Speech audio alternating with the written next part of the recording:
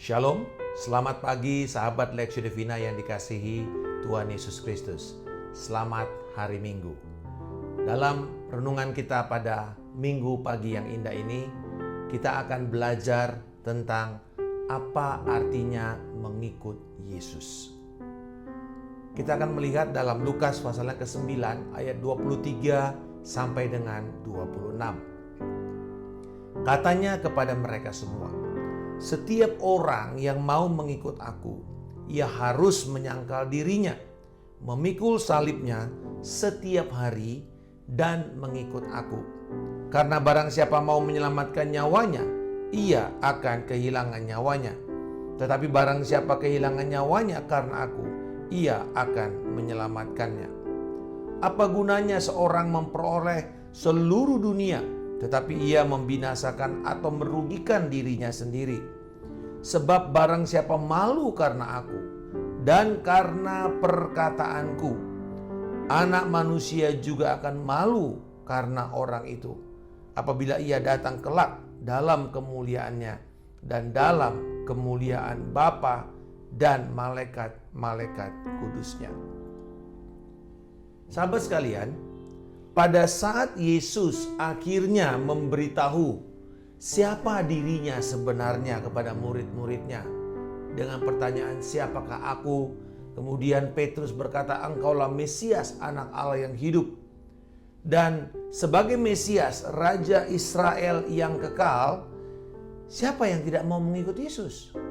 Siapa yang tidak mau menukarkan kehidupan lama yang biasa-biasa, yang rutin, yang membosankan, sebagai seorang pekerja keras dari kelas menengah dengan kekuasaan Mesias yang begitu hebat dan begitu mulia?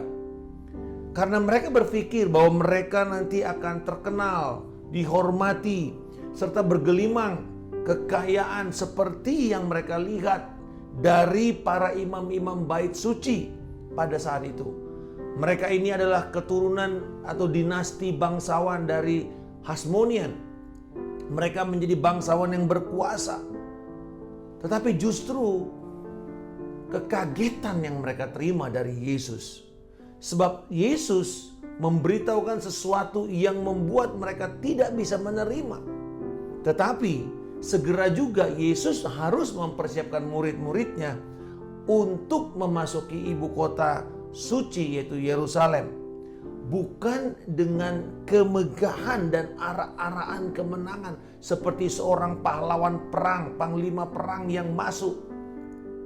Tetapi arak-arakan masuk ke dalam kota suci ini akan berakhir dengan kematian yang sangat memalukan di salib.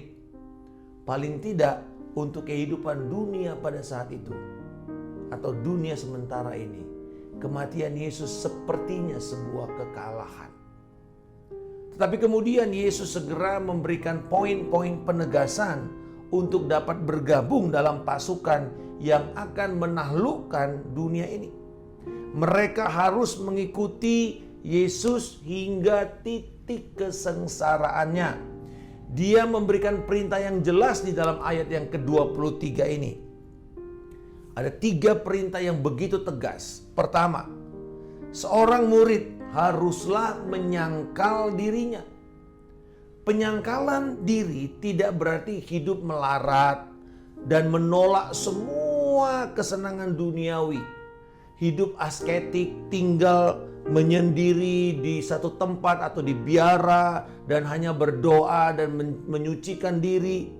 Atau seperti kelompok Stoik, aliran Stoik di dalam budaya Yunani pada masa Yesus, di mana mereka menolak semua hal-hal yang menggembirakan, termasuk humor yang membuat mereka tidak bisa tersenyum, tidak mau melihat hal-hal yang duniawi, lawan daripada kelompok hedonisme. Bisa saja memang di dalam mengikut Yesus hal itu diperlukan, tetapi penekanan Yesus pada penyangkalan diri adalah penundukan diri atau submission kepada agenda Kristus Yesus, yaitu mengatakan tidak kepada keinginan diri sendiri dan berkata ya kepada keinginan Kristus. Kita harus bisa berkata tidak kepada keinginan diri kita dan orang lain, agar kita bisa bebas berkata ya kepada kehendak Tuhan kita.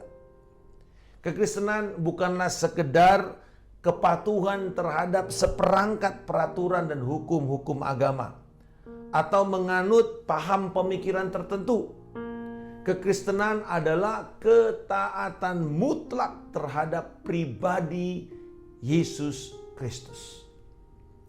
Nah, perintah kedua dikatakan seorang pengikut Kristus haruslah memikul salibnya.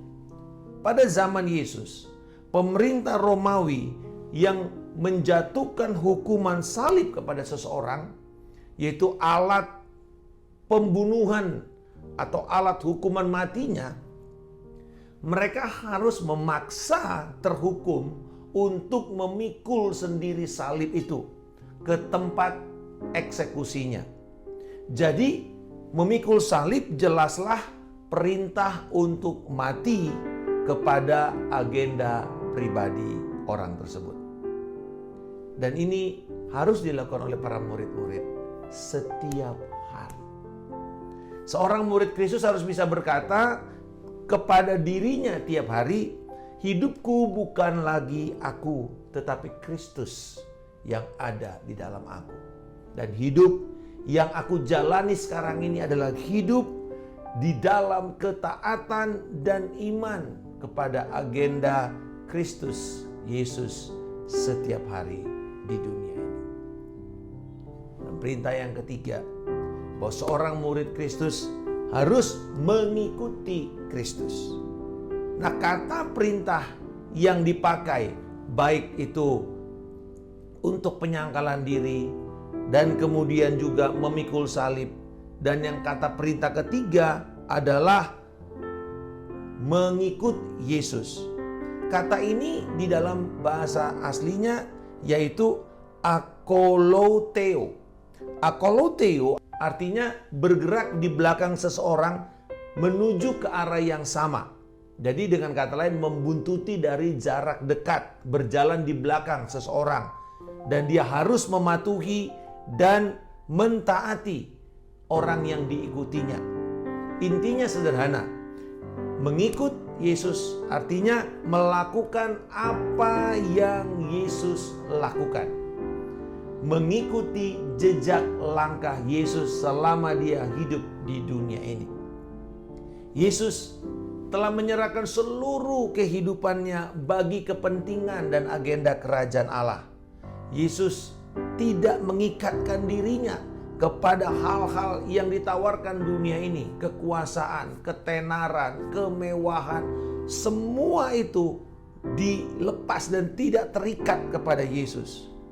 Bagi Yesus, jalan hidupnya menuntun kepada kematian. Memang tidak semua murid Yesus itu harus berakhir dengan kematian martir atau mati syahid. Tetapi seorang murid Kristus yang sejati harus bersedia mengikuti jejak langkah Yesus di dalam hidup mereka setiap hari. Untuk murid-muridnya dapat menerima tantangan Yesus ini secara logis, maka ia juga harus memberikan alasan yang rasional, alasan yang logis. Nah, mari kita lihat 3 alasan logis dari Yesus Kristus. Ayat ke-24 adalah alasan pertama, yang merupakan sebuah paradoks kehidupan. Bagi Yesus, di dalam ayat 24 ini, kehidupan secara jasmani yang tunduk kepada dosa dan kuasa dosa serta kedagingan bukanlah sebuah kehidupan yang diinginkan oleh Yesus. Paradoks Yesus ini bisa kita artikan, barang siapa yang berusaha mempertahankan nyawanya akan kehilangan nyawanya. Tapi barang siapa yang bersedia kehilangan nyawanya demi aku, kata Yesus, maka dia akan mendapatkannya. Kata nyawa di dalam ayat itu dipakai kata suke. Suke ini bisa berbentuk secara nyawa biologis atau jasmani, tetapi bisa juga artinya jiwa atau mental. Nah, paradoks Yesus ini bisa kita sarikan dengan dua makna itu dan dua-duanya bisa benar. Yang pertama, paradoks itu seperti ini bunyinya. Barang siapa yang berusaha menyelamatkan kehidupan fisiknya atau kehidupan jasmaninya semata, ia akan kehilangan kehidupan rohaninya. Tetapi barang siapa yang menyerahkan tubuhnya untuk kepentingan agenda Yesus Kristus, maka dia akan mendapatkan tubuh jasmaninya untuk mendukung kehidupan rohaninya. Jadi dengan kata lain, ayat ini mau mengatakan, bersediakah engkau menolak keegoisan dan kepentingan diri sendiri atau selfishness? Paradoks yang kedua, yang sama dengan yang pertama tadi, siapapun yang berusaha menyelamatkan jiwanya akan kehilangan jiwanya atau mentalnya. Tetapi barang siapa rela kehilangan jiwanya untuk agenda Kristus, dialah yang berhasil menjaga keutuhan jiwanya itu. Nah, ini merupakan wujud dari penolakan terhadap self-righteousness, yaitu upaya mencapai kebenaran atau kesalehan diri sendiri dengan kekuatan dan usaha sendiri, bukan karena anugerah Tuhan. Alasan rasional kedua adalah sebuah perbandingan kontras antara seseorang yang mampu, bayangkan saudara, mampu mengumpulkan seluruh kekayaan dunia dan memilikinya, tidak sebanding dengan kehidupan kekal. Satu kehidupan kekal saja, tidak sebanding. Bayangkan seluruh kekayaan dunia dimiliki oleh satu orang, tidak sebanding dengan satu kehidupan kekal yang Tuhan berikan. Dengan kata lain, seseorang yang tidak mendapatkan kehidupan kekal adalah seseorang yang menderita kerugian terbesar di dalam hidupnya. Yesus hendak mengatakan begini, bahwa betapa bodohnya seseorang yang hanya mengejar dan mengumpulkan kekayaan duniawi, kekayaan material seumur hidupnya. Tetapi sayangnya, kekayaan itu pada akhirnya tidak bisa membeli satu kehidupan kekal. Dan alasan rasional yang ketiga, ayat yang ke-26. Karena Yesus akan mati dengan cara salib. Kematian yang begitu terhina. Kematian yang mana orang tersebut harus telanjang, dipermalukan, diludahi, dipukuli, ditonton di dalam keramaian, diperlihatkan ke depan umum.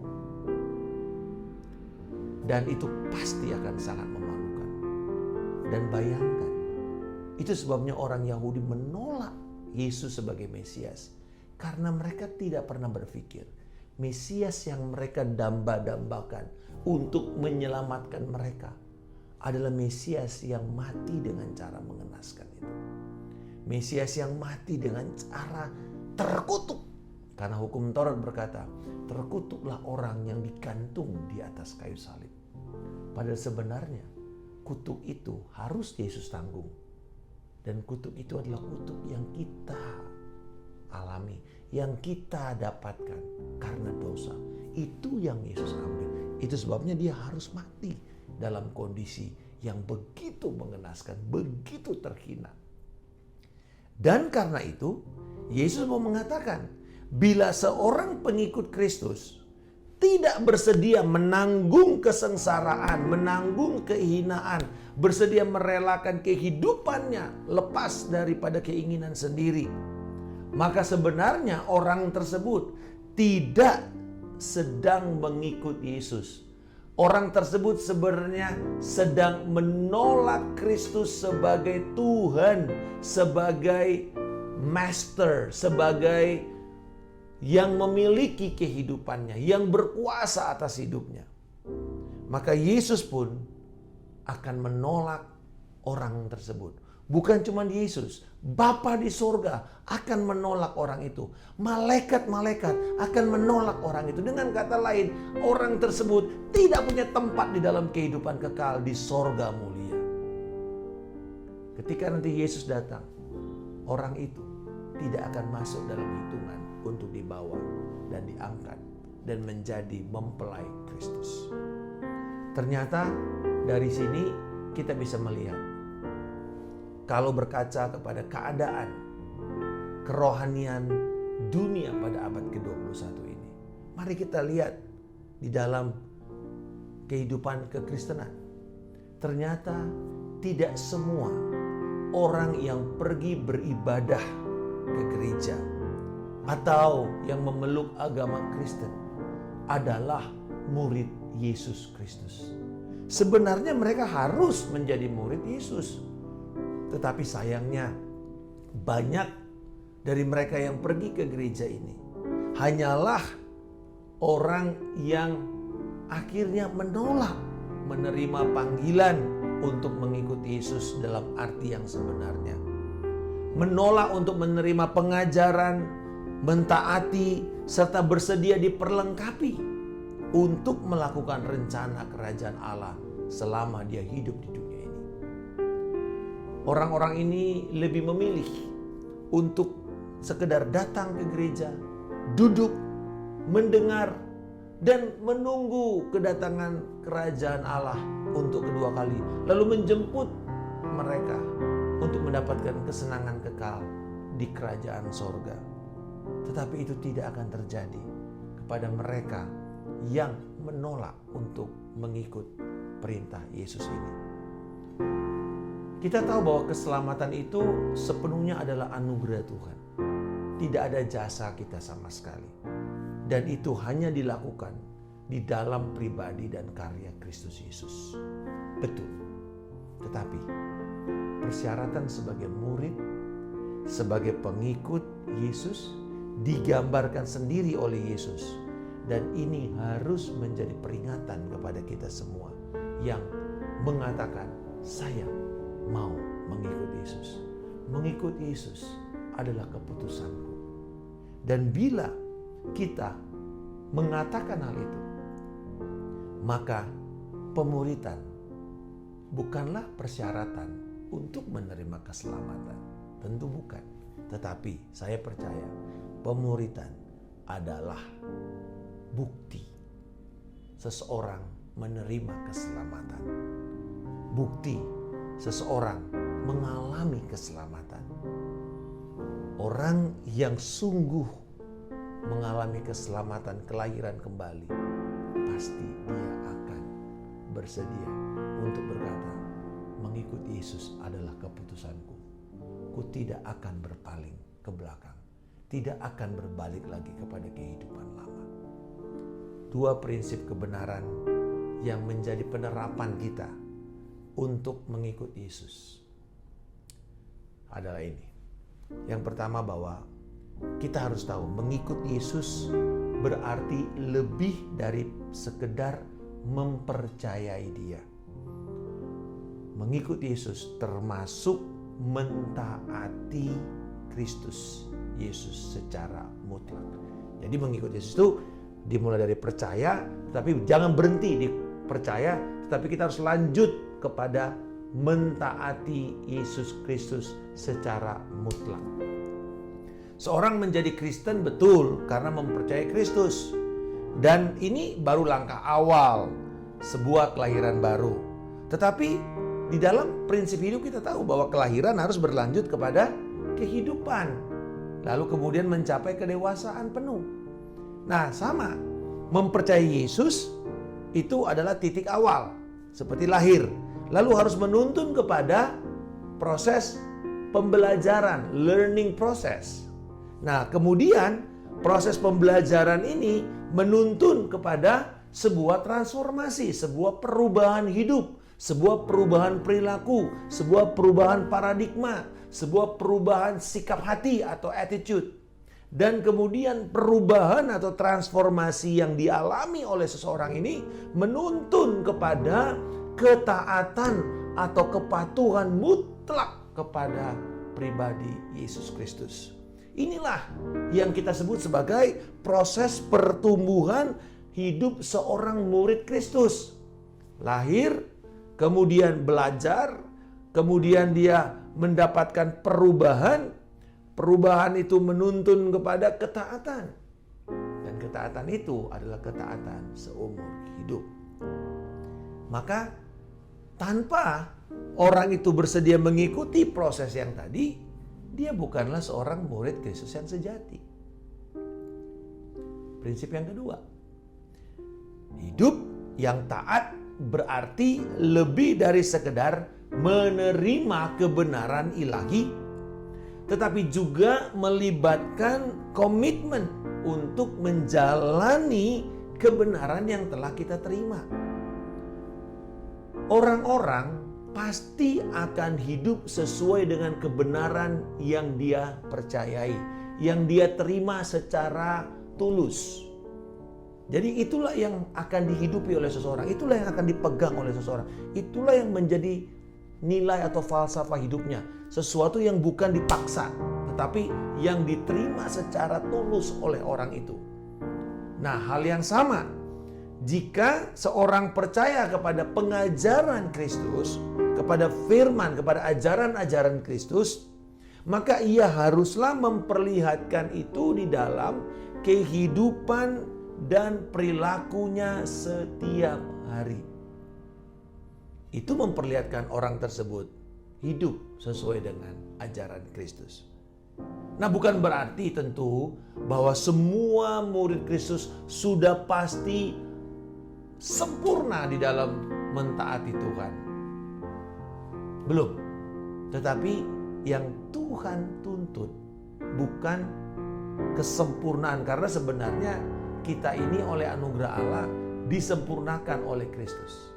Di mata Allah kita sempurna karena kita ini sempurna dari Kristus Yesus. Kita menerima kesempurnaan Kristus. Tetapi Kristus sendiri menginginkan kita bukan langsung sempurna. Karena langsung sempurna itu nanti adalah proses dari dipermuliakan, glorification. Sekarang ini adalah proses sanctification, proses pengudusan, proses penyucian. Di dalam proses penyucian ini yang Tuhan inginkan adalah progres, pertumbuhan, kemajuan, peningkatan kualitas dan kehidupan kita. Bagaimana seorang murid Kristus bersedia untuk mengalami perubahan gaya hidup. Jadi perubahan gaya hidup itu harus menjadi sebuah peneguhan akan komitmen seseorang dalam mempelajari dan menerapkan firman Tuhan. Bila hal ini tidak terlihat atau tidak muncul di dalam diri Anda, maka kita perlu memeriksa, apakah saya telah sungguh-sungguh untuk memutuskan mengikut Yesus? Apakah saya ini benar-benar murid Kristus kan? Karena seorang murid Kristus harus memutuskan mengalami kemajuan di dalam kehidupan kerohanian. Marilah saat ini kita mengukur dan melihat, memeriksa diri kita. Apakah saya bersedia hidup di dalam penyangkalan diri demi mengikuti agenda Kristus? Apakah saya bersedia mati setiap hari untuk keinginan diri saya, nafsu saya, dan hidup untuk keinginan Kristus? Apakah saya bersedia untuk mengikuti Yesus, mentaati Dia, dan menjadi serupa seperti Dia? Dan untuk itu kita tahu kita harus menolak setiap keegoisan, pembenaran diri. Kita harus menolak upaya mencari harta yang sementara dan melupakan harta yang kekal. Kita harus bersedia menerima penghinaan dan kesengsaraan karena Kristus. Lalu kemudian kita akan menerima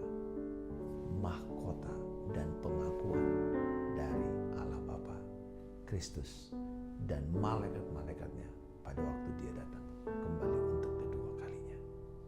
Bapa di surga, aku bersyukur atas anugerah keselamatan yang aku telah terima di dalam Kristus. Dan aku mau hidup di dalam ketaatan dan penundukan diri terhadap agendamu di dalam hidupku setiap hari. Aku bertekad Tuhan untuk memutuskan seluruh hidupku terhadap perubahan. Aku mau bergerak maju dan bertumbuh melalui ketaatan dan komitmenku setiap hari menerima dan menerapkan kehidupan serta kebenaran Kristus dalam kehidupanku setiap hari. Di dalam nama Tuhan Yesus Kristus, aku telah berdoa dan mengucap syukur. Haleluya. Amin.